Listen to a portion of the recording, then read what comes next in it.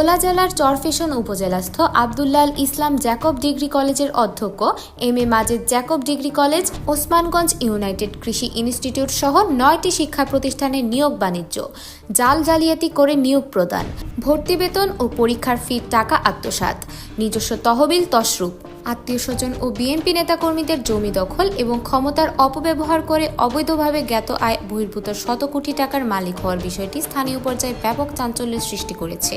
যারই ধারাবাহিকতায় গত 4 সেপ্টেম্বর 2024 তারিখে অধ্যক্ষ এম.এ. মাজেদের অনিয়ম ও দুর্নীতি নিয়ে প্রতিবেদন, অধ্যক্ষের পত্রে যেন আলাদিনের চেরাগ, শত কোটি টাকা বানিয়েছেন চরফ্যাশনের প্রতারক মাজেদ শিরোনামে দৈনিক জাতীয় পত্রিকা যুগান্তর, আলোকিত ভোলা, প্রতিদিনের সংবাদ সহ বিভিন্ন জাতীয় ও আঞ্চলিক পত্রিকার ধারাবাহিক প্রতিবেদন প্রকাশিত হয়, যা নিয়ে কলেজের শিক্ষক, অভিভাবক ও সাধারণ ছাত্রছাত্রীদের মধ্যে মারাত্মক ক্ষোভ ও ঘৃণার জন্ম দিয়েছে।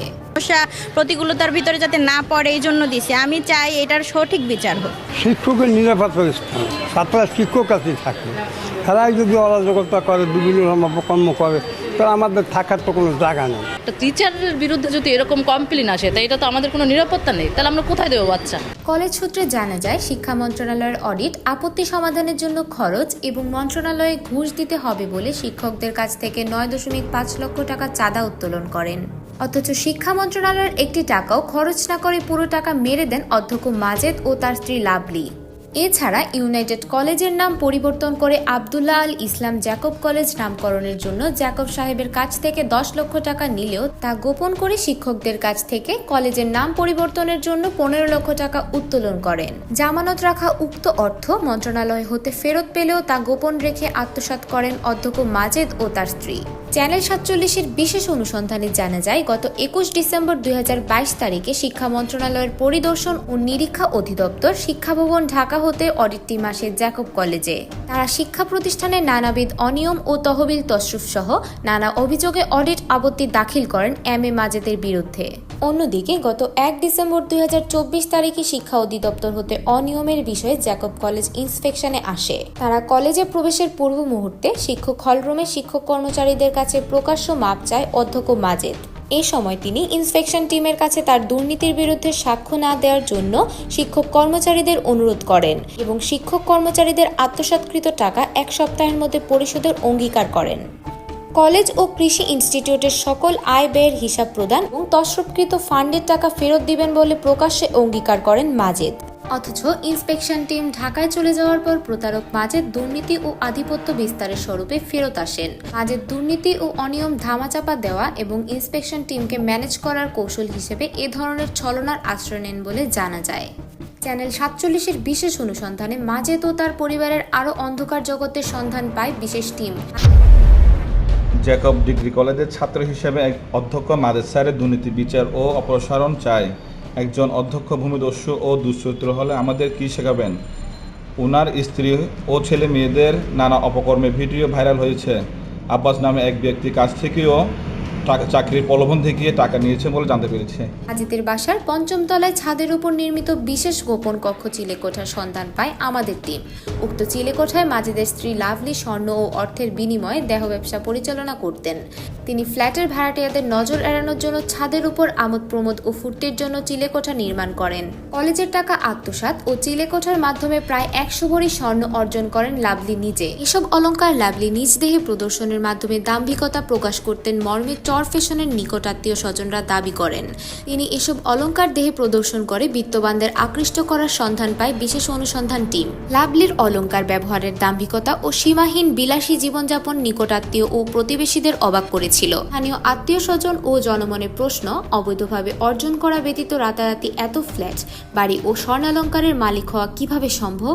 অনুসন্ধানে আরও জানা যায়, মাজেদের ছোট মেয়ে অনুসহপাঠী ও গৃহ শিক্ষকদের সাথে অবৈধ প্রণয় এবং দৈহিক সম্পর্কে জড়ানোর প্রমাণ পায় অনুসন্ধান টিম।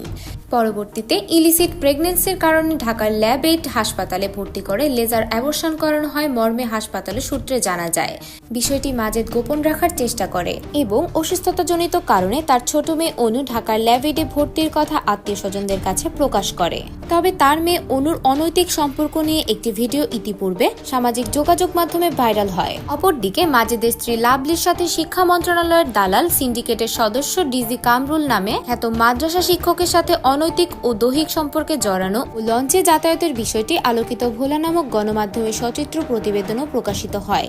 অপরদিকে গত 20 সেপ্টেম্বর 2024 তারিখে মাজেদের ছেলে বিএম কলেজের রাষ্ট্রবিজ্ঞান বিভাগের ছাত্র আব্দুল্লাহ সাইদ বাসার গৃহকর্মী মিষ্টি আক্তারকে জোরপূর্বক ধর্ষণ ও অনৈতিক কাজে লিপ্ত হতে বাধ্য করে। পরবর্তীতে মেয়েটির গলায় ফাঁস দেওয়া অবস্থায় স্থানীয়রা দরজা ভেঙে উদ্ধার করে চরফ্যাশন হাসপাতালে নিয়ে 19 ঘন্টা পর মেয়েটির জ্ঞান ফিরে। এছাড়া সাইদির বন্ধু ও আত্মীয় স্বজনদের দাবি মাজেদের ছেলের নারী কেলেঙ্কারি ও মোটরসাইকেল বিলাস যেন এক নিত্য নৈমিত্তিক ঘটনা।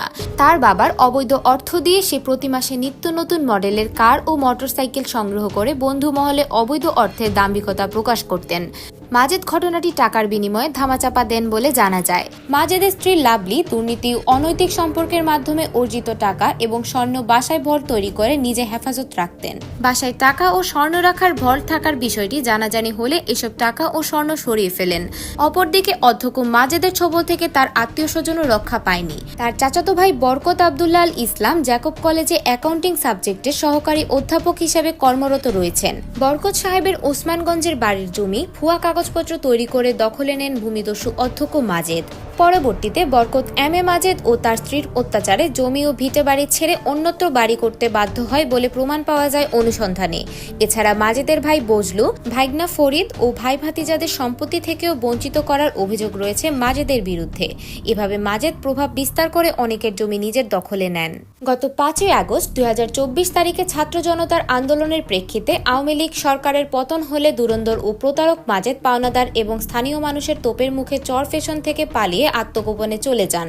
পরবর্তীতে গত 30 সেপ্টেম্বর 2024 তারিখে পলাতক অবস্থা থেকে আকস্মিক কলেজে এসে কলেজের ভুয়া বিল, বাউচার ও অনিয়ম ডাকার জন্য বিভিন্ন রেজিস্টার খাতা এবং ডকুমেন্টস ভাগিয়ে নিজের হেফাজতে নেন মর্মে প্রমাণ রয়েছে। স্থানীয় পর্যায়ে তিনি লুটপাট, নিয়োগ, বাণিজ্য ও জাল জালিয়াতির বিশেষজ্ঞ হিসেবে পরিচিত। তিনি এসব প্রতিষ্ঠানে বিভিন্ন অপকর্মের পাশাপাশি পরীক্ষা সেন্টার কন্ট্যাক্ট করে প্রভাব বিস্তার ও নকল সাপ্লাই দিয়ে পাশের হার বাড়াতেন। M A Majed degree pass কোর্সে পাশ করা ও অধ্যক্ষ পদের জন্য যোগ্যতা না থাকা সত্ত্বেও ভুয়া অভিজ্ঞতা সনদ এবং অনিয়ম করে তাকে নিয়োগ দেওয়া হয়েছে মর্মে অনুসন্ধানে জানা যায়।